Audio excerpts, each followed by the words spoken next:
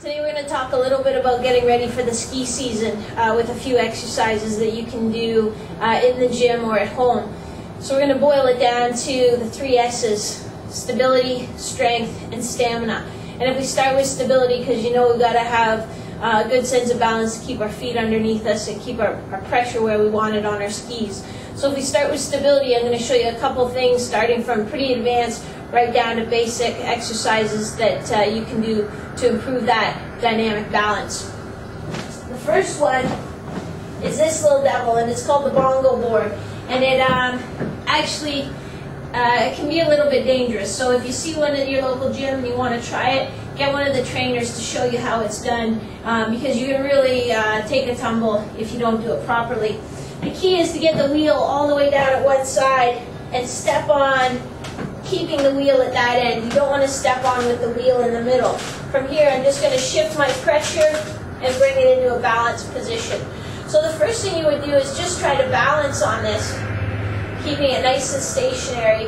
And then you would work a little more dynamic balance by taking the movement side to side, keeping your upper body quiet, your hands quiet, and just using your legs to control. If that's a little bit too much, you can try a tool like this, which is called the Extreme Balance Board.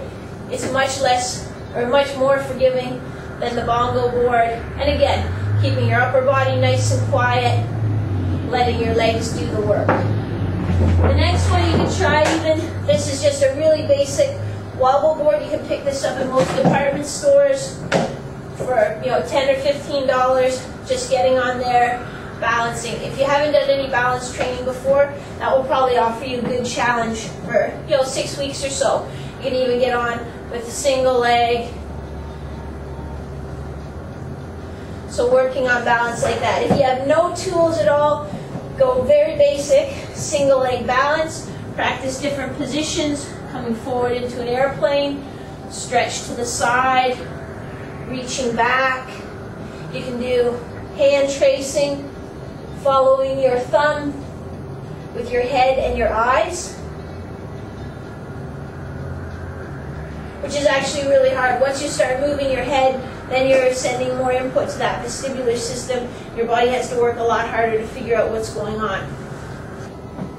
If we continue on and now start to focus on strength, again, we want to build a foundation of basic strength, but now if we're going to take that to a more ski-specific type of strength, we might use some of our foundation movements on an unstable base of support, or even use them in combination.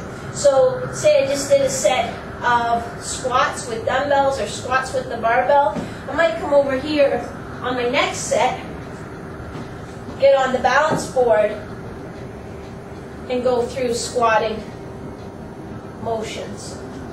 Again, trying to keep my upper body quiet, and see how I try to continue with a smooth squatting pattern even though I'm struggling to keep my balance. So that's what I'd like you to do. I don't want you to wait and wait and wait until your balance is perfect and then quickly try to do a squat. I want you to do that squat even though your body's working to keep that transitional balance.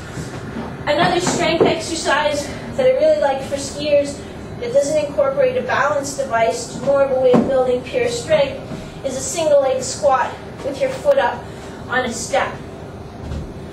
So my foot's on a little step behind me.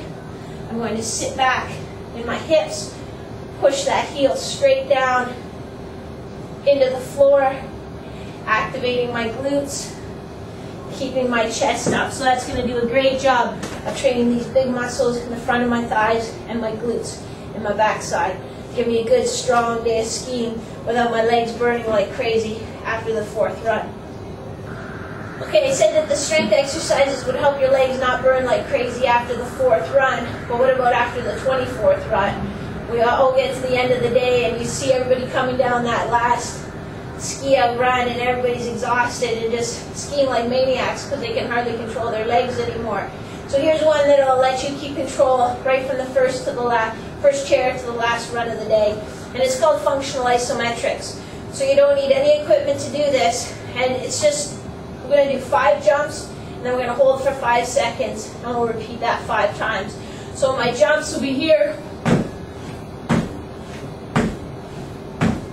and then I go right down into a squat, and I'm going to hold that perfect squat position for 5 seconds, and as I'm holding, I'm squeezing my quads, squeezing my glutes, squeezing my torso, shoulder blades down, and I'm really making myself work. Watch for the perfect squat technique. You want your bum back and your chest up with your thighs parallel to the floor as you hold that. When you get tired, there are a couple things you'll do. One is you'll do this, lean on your arms. The other one you'll do is this, bring your heels forward, or you'll just stand up a little bit. You won't get down as low as you should. So avoid those pitfalls. Do it in front of a mirror if you can to make sure you're spending the time doing the exercise. You may as well do it right. I hope this quick video has given you a few techniques that you can add into your current workout routine.